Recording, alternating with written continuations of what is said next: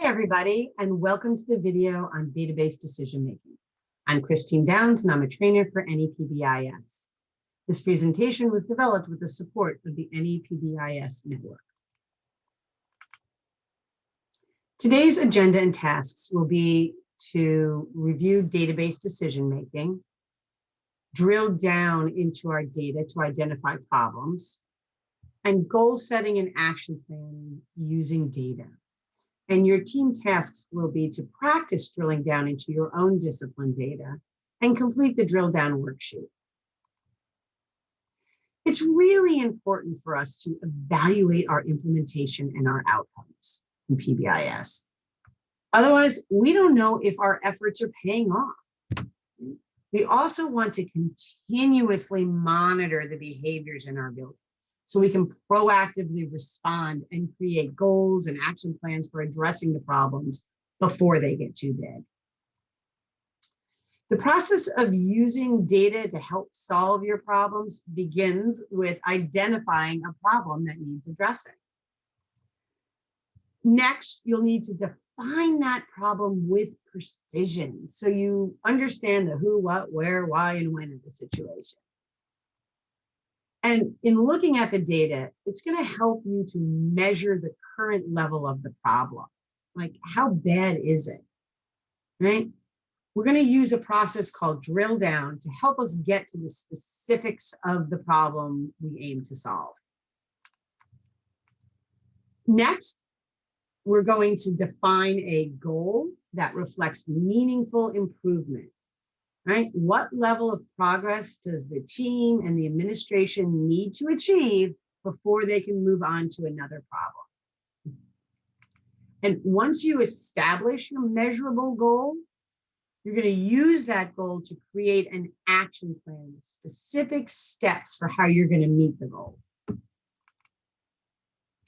So when we initially identify a problem, we typically have had some kind of red flag that's alerted us to a situation. It could be teacher complaints or direct observation, or by looking at our school's data. And we typically start by making a primary statement about the situation. Like, there's too many absences this year, or the playground behavior is awful, or student disrespect's out of control. These statements may or may not be accurate. And even if they are true, the statements themselves are way too broad. They're overly broad and they're difficult to address. You'll need to drill into the specifics so you can create that precision problem statement like this one. There are more ODRs, office discipline referrals, for aggression on the playground than last year. These are most likely to occur during first recess with a large number of students, and the aggression is related to get access to the new playground equipment. Now that's a precise statement that you can address. So most of you have some kind of data system in your school collecting data. Some of you use Swiss, some of you use other systems. But almost all of those systems have some type of basic reports that you can look at. In Swiss, they're called core reports. And they allow the team to check sort of the temperature of the school and to see, if there's any problems or red flags that may exist, right? And it kind of keeps things at the school-wide level and relevant to current needs for tier 1, looking school-wide. And we might find a red flag. So here's how the drill down process works in Swiss. Swiss is school-wide information system, right? And I'm going to show a non-Swiss example next. So we open up Swiss and we go to the drill down area by clicking on the drill down button there. You're going to see a data set box where we're going to add our filters. There's a whole list of filters that you can use to get specific with your data. And these are basically all the fields on your office discipline form.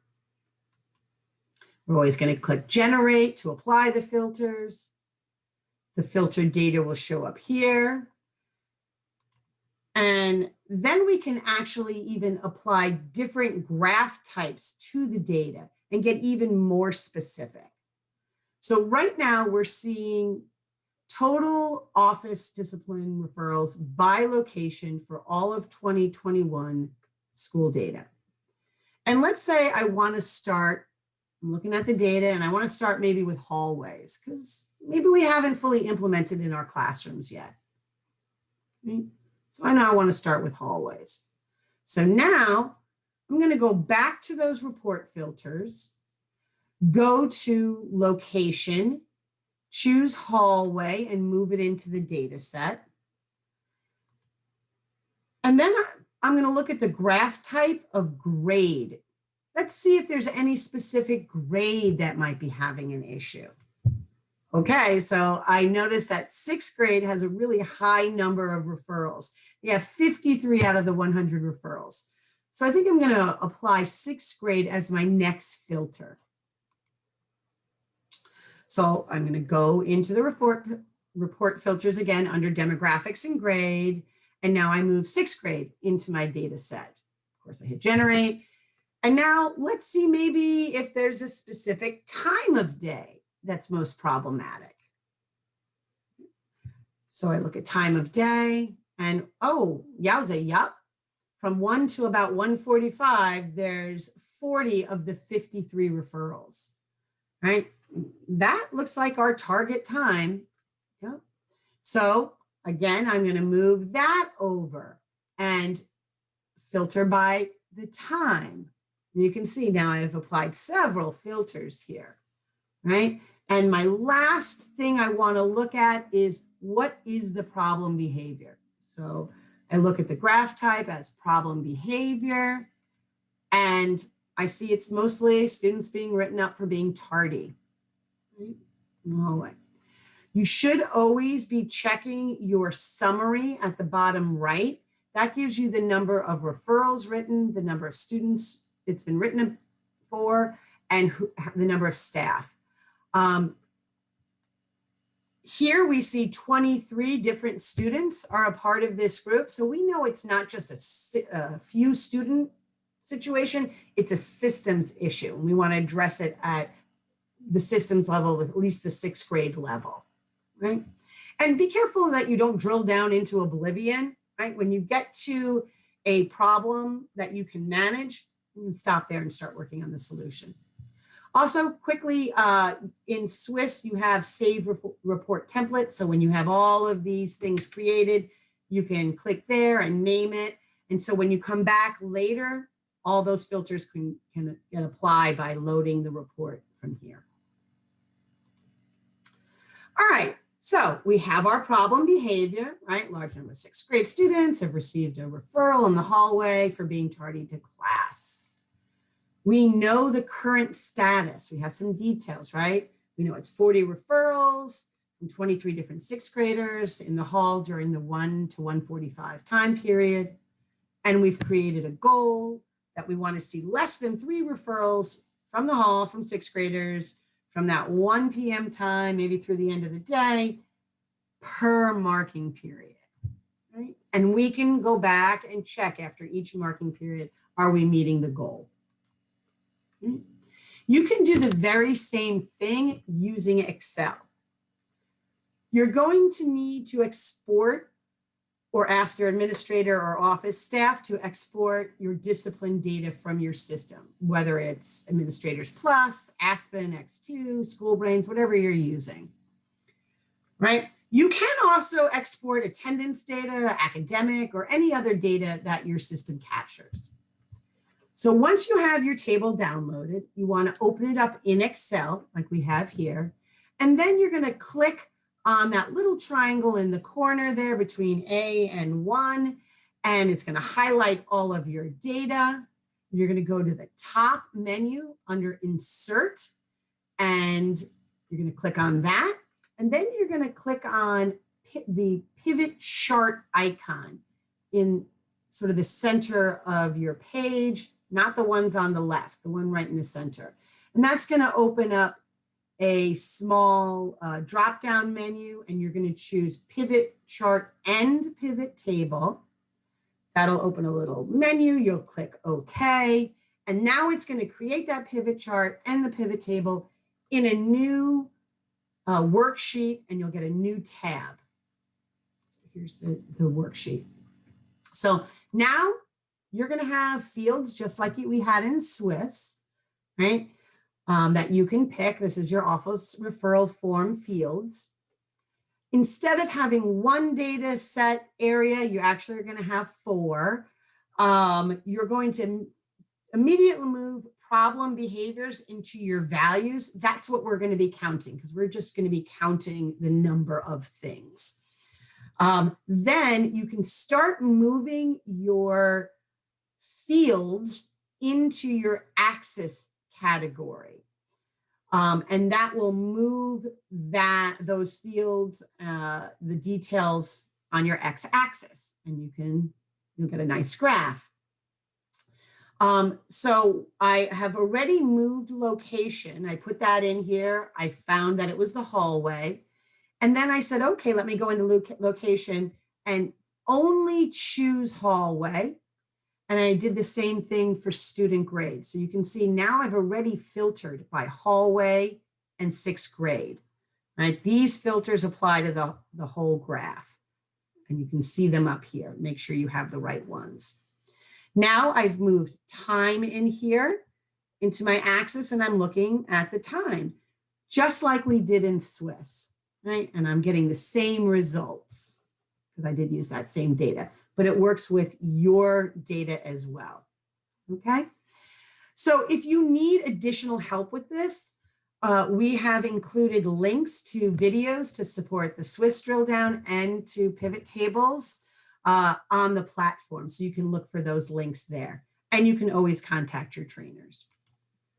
So let's quickly just review one more to kind of get this process down, right? Here's one that has many students leaving garbage in the cafeteria, resulting in conflict and office referrals. Our current status is 22 office referrals per month from the cafeteria. It's a lot. And Heidi, our cafeteria supervisor, rates cafeteria as only a 1 on a scale of 1 to 5 for cleanliness. So here the school is actually generating and creating their own data beyond office referrals, because sometimes we need to quantify a situation like the cleanliness of a cafeteria. And that's how you can do that. And then finally, we have the goal. They're looking to have less than 5 referrals per month from the cafeteria, and for Heidi to rate the cleanliness at 4 or greater for at least 2 weeks in a row. Okay, so as you do this work, you're going to complete the drill down worksheet that you see here. The top half of the worksheet tracks the various who, what, where, why, and when questions, and the bottom half helps us to create a plan for addressing the issues we discover. So if we examine the top half, right, we can see the drill down that they went through and how they've gone through it, got down to the summary. We can see the precision statement they've created and a goal for improvement. Once we do that, we can start to build the solution. Once we know our goal, we build the solution towards that goal, right? And we want to interrupt that cycle of just admiring the problem and talking about it and then jumping to a solution really quickly, right? And we do that by always methodically moving through all of the different ways to build a solution. And be sure to brainstorm a lot of ideas. We might, if we think about our hallway, we might think about prevention. How can we prevent it? Can we have more adults in the hallway in order to get students to move quickly and keep them from being tardy? Do we need to teach students how to be on time for class and what that process looks like? Do we want to recognize appropriate behavior? Do we give out tickets for on time to class? We sometimes want to make sure that we're not inadvertently rewarding the problem behavior with attention or letting them get out of something. So maybe we quickly move them and quietly move them into class without getting into a big brouhaha or sending them to the office to miss more class time. Sometimes we'll have corrective consequences. Maybe they have to make up any minutes they're late with the teacher at another time. And we'll always look at our data and collect data to make sure our solution is working. All right, so you can see here at the bottom half, they have created some ideas for preventing, teaching, and recognizing. They said who was going to be responsible and given a timeline, and even discussed how they're going to measure if the adults are doing what they're supposed to do, which is what we call fidelity. And there's a place for some notes. Don't forget to indicate what data you're going to monitor to see if your solution is working, right? And indicate how often you're going to look at it and where, when, and with whom you're going to share the data. Okay, so your activity will be to complete and submit a drill down worksheet using your data. Look for a red flag in your data, then drill down into it to identify the problem and create a precision problem statement, identify a goal, and start to work on potential solutions. You definitely want to decide how often you're going to drill down and review your data and do that drill down process, and who's going to summarize it and present it at the team meeting.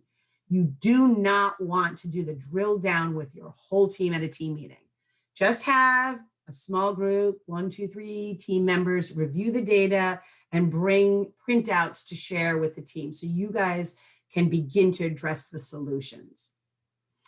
And don't forget to reference the systems data practice model so that you're ensuring you're using your training and coaching systems to get teachers and adults up to speed with any new procedures they might need to follow or enforce. Be sure to teach or reteach any of the practices to students. And then revisit your data to see if you've made progress towards your outcome goal. And always, always, always ensure that there's equity in your solutions and you're not missing any subgroups of students. Your data will help you see that. You can, be sure to filter by subgroups like IEP status or English language learners or race to make sure that you're being equitable to all students. Okay, so thank you for watching this video. You can access any additional support videos with links on our platform. And as always, please reach out to your trainer if you have any questions or need any additional supports. Thank you.